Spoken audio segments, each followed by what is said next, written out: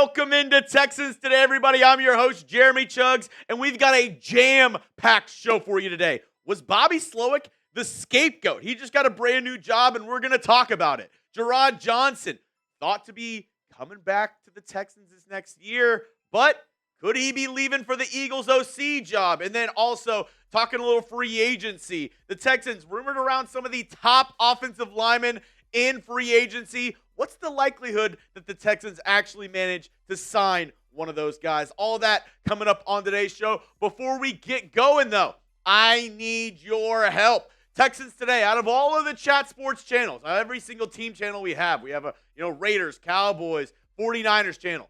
We actually have the lowest notification rate of any chat sports channel at 9.3%. And when my boss asked me why, I said, I don't think I've been telling y'all to hit the noti bell enough. So this is my plea to you.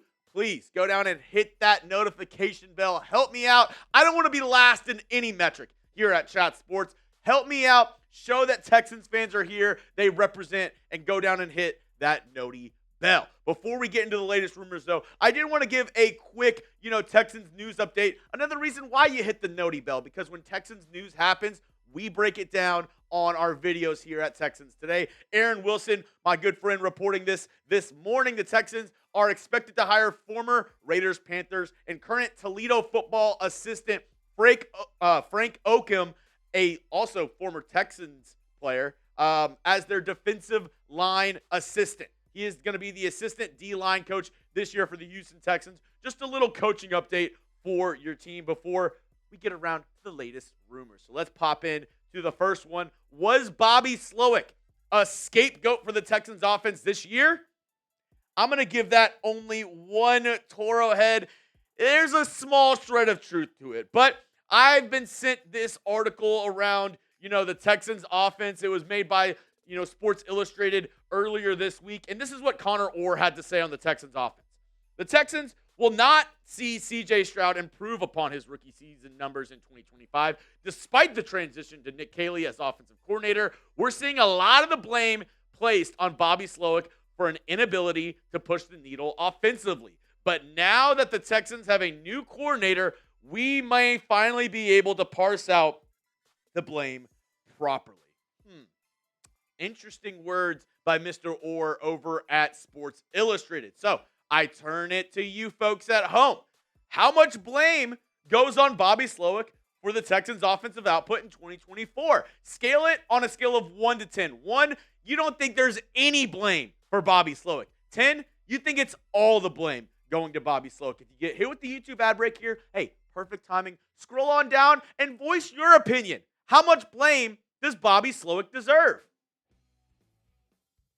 In terms of blame for the Texans offense this past season, on a scale of 1 to 10, I'm giving Bobby Slowik around a 7 because obviously there were limiting factors. The offensive line, for one, stunk, and there was a ton of injuries to weapons around the Texans offense, but he still had plenty of flaws in his system and play calling. Bobby Slowik, he can't hide from that, and that's partially, I'm not even going to say partially, that is the main reason the Texans moved on from him this offseason. If you're looking at the Texans' offensive ranks in 2024, 22nd in yards per game, 21st passing yards per game, 15th in rushing yards per game, and 19th in points per game.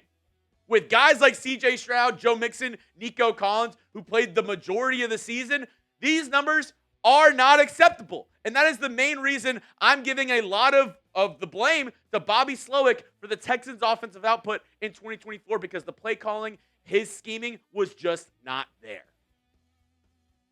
Next up on today's show, Jerrod Johnson. Speaking of the Texans offense, could he be leaving for Philly? Kellen Moore just got the job in New Orleans. That means there's a vacancy for the Eagles offensive coordinator position, and Jerrod Johnson did get an interview.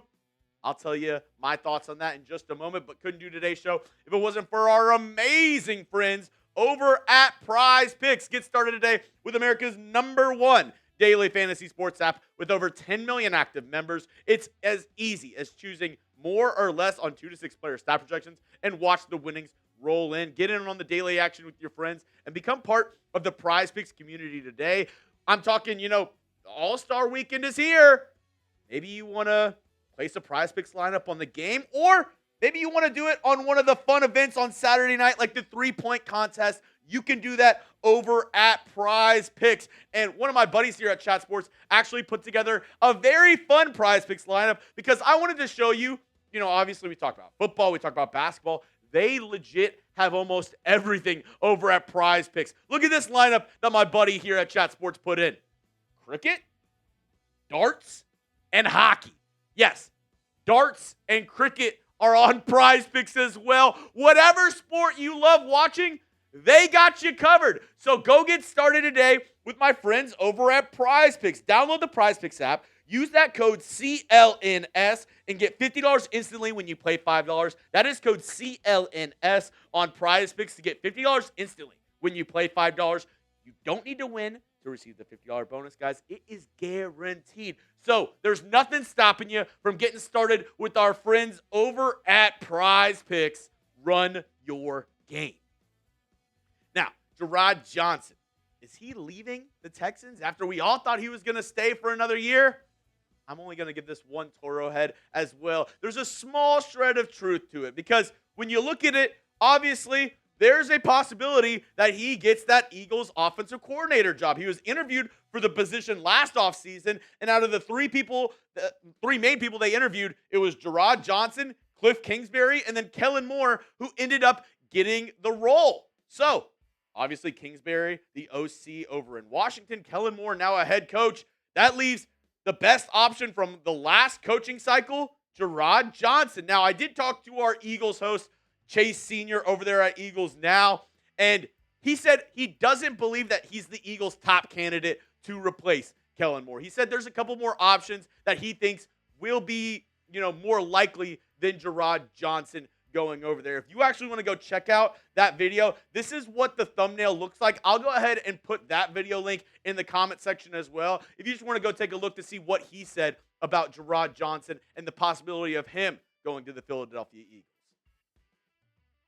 In terms of my take, though, on how I feel about Jerrod Johnson potentially getting the Eagles offensive coordinator job, as bad as it sounds, obviously I wish the best for Jerrod Johnson, but I really hope he's able to stay with the Houston Texans because I was really excited to get the news that he was returning as the quarterback coach under new OC Nick Caley because there's going to be a lot of changes to the Texans offense. There's some changes to the Texans coaching staff, but I want CJ Stroud to be comfortable. I want that continuity for CJ Stroud, and he really favors Jerrod Johnson as one of his go-to guys on the coaching staff. So if the Texans are able to keep him in-house, if the Texans are able to keep CJ Stroud a little bit, have a little bit more familiarity with the coaching staff. I know Nick Caley, him and CJ Stroud are going to get a ton of work this offseason, but I still would like, for CJ Stroud's sake, to have somebody in the building that he knows and that he's worked with over the past couple seasons.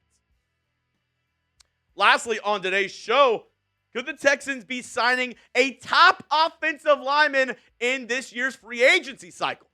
I'm going to give this one 2 Toro heads, saying it's a 50-50 shot because after watching Super Bowl 59, there could be somebody available for the Houston Texans, and the stock could be dropping for one Trey Smith. Now, here are the 3 guys who I heard, most notably, linked to the Houston Texans in the past couple days. Trey Smith, the offensive guard from the Kansas City Chiefs. Ryan Kelly, the center from the Indianapolis Colts. And Zack Martin, the guard from the Dallas Cowboys. All of these guys, very high notable names for the Houston Texans heading into free agency.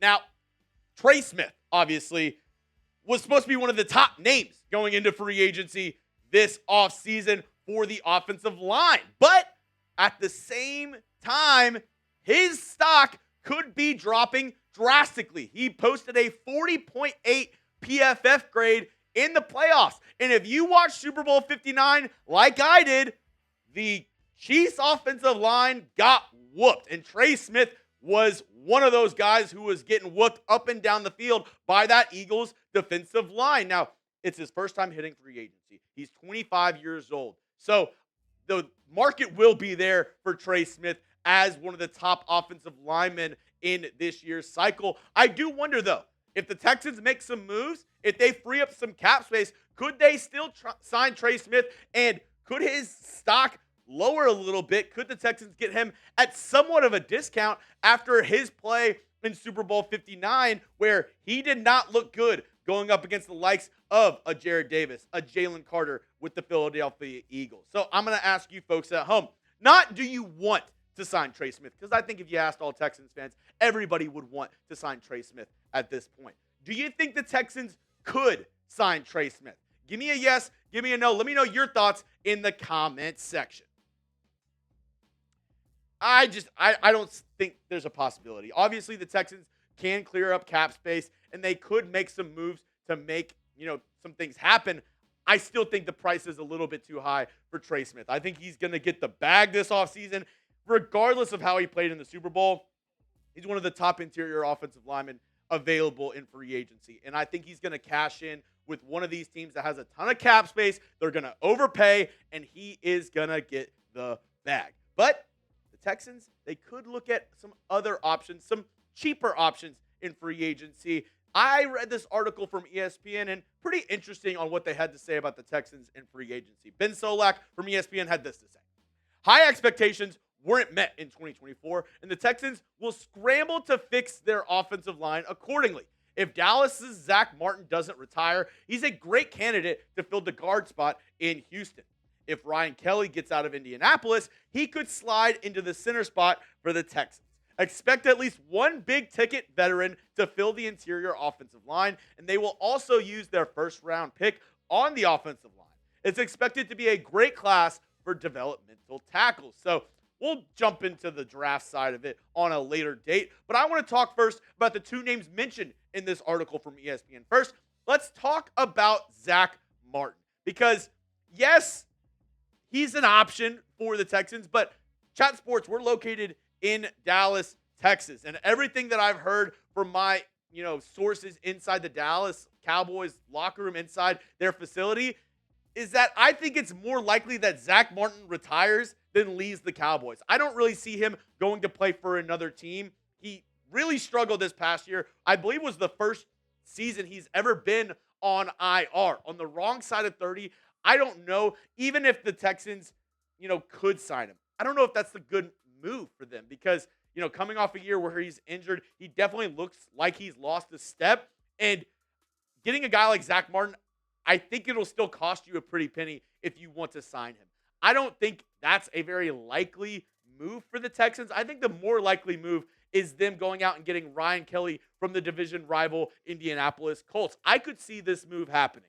Ryan Kelly, 10 games played last year, 1 sack allowed, longtime center for the Colts. I could really see the Texans going out and saying, hey, we need some more beef up front. We need some better guys on the interior, and maybe signing a guy like Ryan Kelly to a 2-year, 3-year contract that's somewhat team-friendly.